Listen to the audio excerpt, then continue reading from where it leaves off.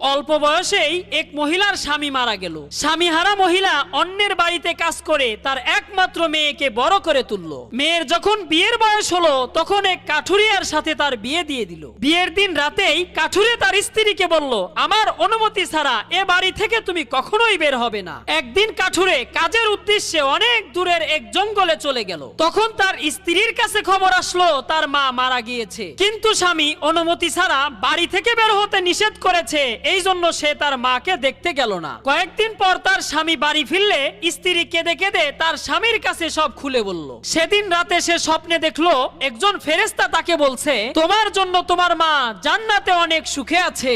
সেদিন যদি তুমি স্বামীর কথা অমান্য করে তোমার মাকে দেখতে যেতে, তাহলে তোমার মাকে সেই পাপের ভাগীদার হতে হতো। বন্ধুরা, আল্লাহ ছাড়া যদি কাউকে সেজদা করা যেত তাহলে সেই স্থান স্বামীরাই পেত। এই জন্য স্বামীর অবাধ্যতা